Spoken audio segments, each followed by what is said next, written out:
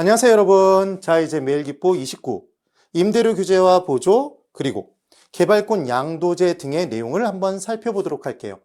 1번, 임대료 규제가 임대주택 시장에 미치는 효과에 대한 설명으로 틀린 것을 골라보랍니다.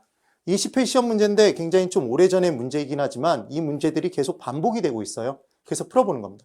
다만 단기적으로 다른 조건은 일정하다고 가정을 해보자. 중요한 것, 최고가격제 문제에서 정부 입장에서 판단한다고 그랬죠? 그럼 최고가격제는 정부가 봤을 때 시장에서의 균형가격, 균형임대료가 지나치게 높아서 누가 피해를 보고 있다? 수요자, 임차인이 피해를 보고 있더라. 그래서 정부가 임차인, 수요자를 보호하고자 공급자, 임대인 보고 아무리 너희들 가격을 높게 받아도 임대를 높게 받아도 얼마까지만 받아라 받을 수 있는 금액의 상한선을 그어버리는 거죠. 원래의 균형가격, 균형임대료보다 낮은 수준으로. 그게 포인트였죠.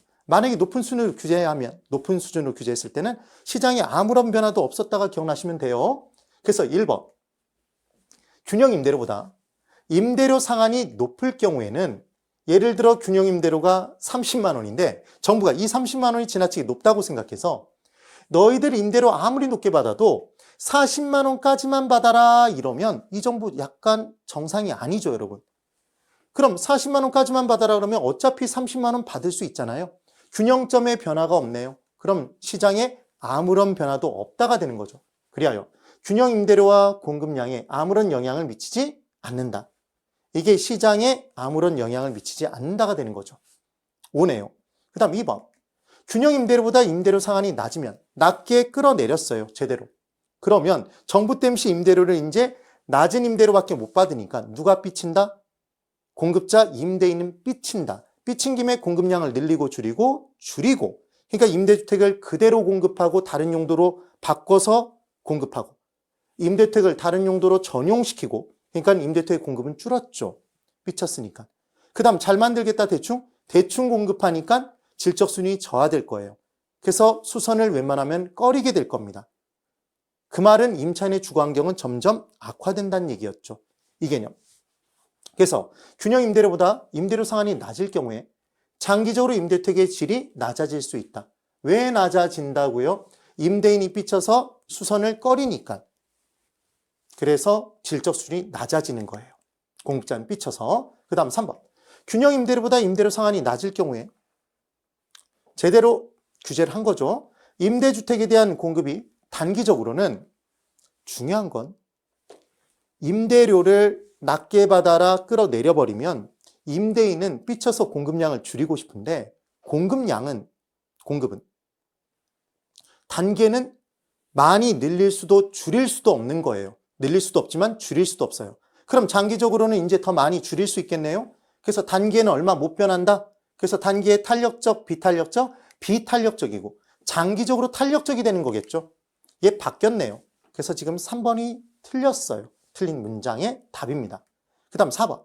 균형 임대료보다 임대료 상한이 낮을 경우 제대로 끌어내렸어요. 이 임대료 규제가 지속되면 낮은 임대료 수준에서는 들어가 살겠다는 수요자가 훨씬 더 많죠. 초과 수요가 발생해서 암시장 형성, 음성적인 임대료가 출현한다. 맞죠? 그래서 장기적으로 음성적인 거래가 발생할 수 있더라. 이 내용입니다. 그래서 결국은 나중에 임대료가 폭등돼 버릴 수도 있다는 얘기를 했죠. 그 다음 5번. 균형 임대료보다 임대료 상한이 낮을 경우 임대료가 규제 이전의 균형 수준보다 낮아져서 단기에 비해 장기에 초과 수요가 더 많이 발생할 수 있다. 단기보다 장기에 어떤 일이 이제 발생하냐면 수요는 임대료가 낮아졌으니까 더 많이 증가하겠죠. 수요량 증가. 공급량은 더 많이 감소할 겁니다. 더 많이. 그럼 수요량이 더 많이 증가하고 공급량은 더 많이 감소하면 초과 수요가 더 많이 커지겠죠.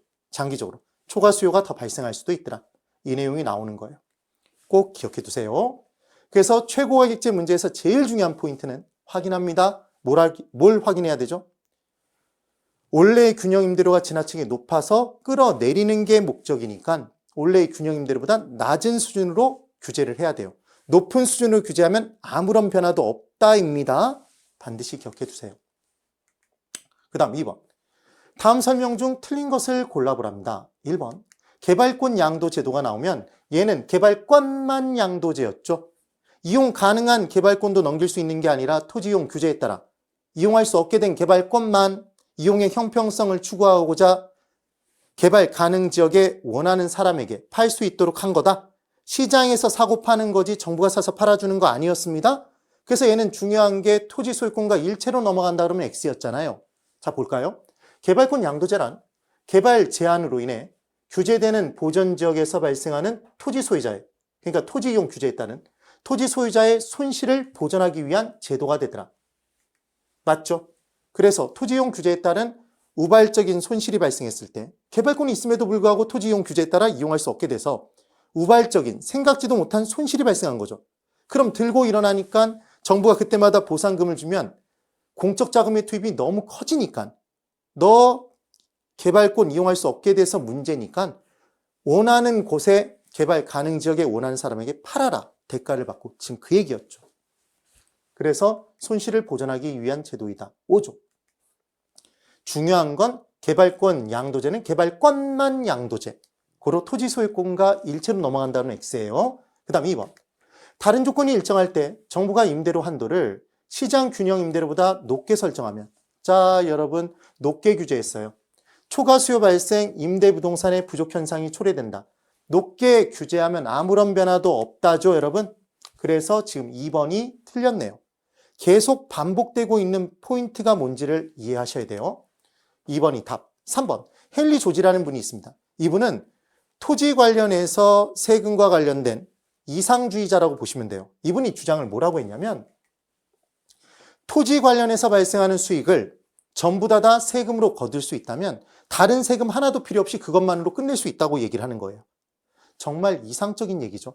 그래서 헨리 조지는 토지세를 제외한 다른 모든 조세를 없애고 정부의 재정은 토지세만으로 충당하는 토지 단일세를 주장하였다. 이런 주장을 하신 분이라는 거예요.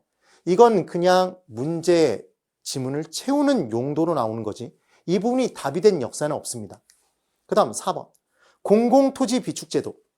LH공사가 여러분 토지은행제도를 지금 시행하고 있다는 말씀을 드렸죠. 그래서 공공토지 비축제도는 정부가 토지를 매입한 후에 보유하고 있다가 적절한 때에 이를 매각하거나 그럼 얘를 매각한다는 얘기는 수급 조절용으로 미리 비축해 둔 거예요. 토지 수요가 갑자기 급등되면 토지 가격이 지나치게 높이 올라가서 모든 경제 주체들에게 부담이 되거든요. 그래서 정부가 토지의 수요가 증가됐을 때 미리 저렴한 가격에 비축해둔 토지를 푸는 거다. 수급 조절용으로 매각하거나 공공용으로 사용하는 제도. 그럼 공공사업을 진행하기 위해서 토지를 비축해두기도 한다는 얘기잖아요. 그 내용입니다. 그래서 토지은행 제도는 크게 두 가지 용도로 토지를 비축해두는 거죠. 수급 조절용과 공공사업용으로 이 내용이 되는 거예요. 그 다음 5번. 부동산 개발에서 토지 수용 방식의 문제점 중 하나는 토지 매입과 보상 과정에서 발생하는 사업 시행자와 피수용자 사이의 갈등이다. 여러분, 토지 수용이 이루어지는 곳을 보면 플랜카드가 걸려 있죠. 경축 토지 수용이 아니라 절대 불가 토지 수용 이렇게 돼 있잖아요. 그러면 절대 불가하다는 얘기인가요? 보상금을 더 달라는 얘기인가요? 보상금을 더 달라는 얘기죠.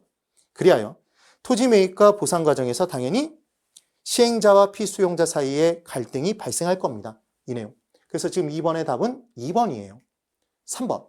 임대료 보조 정책에 관한 설명 중 틀린 것을 골라보랍니다.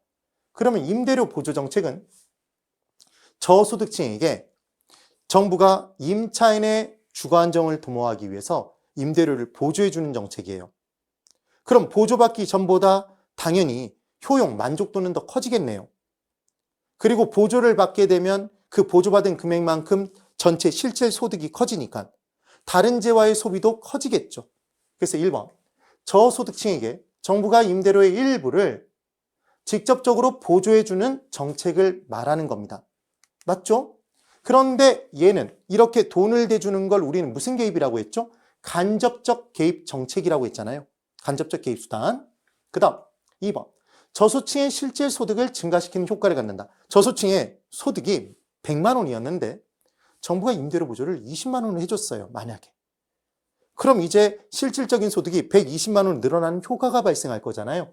지금 그 내용이네요.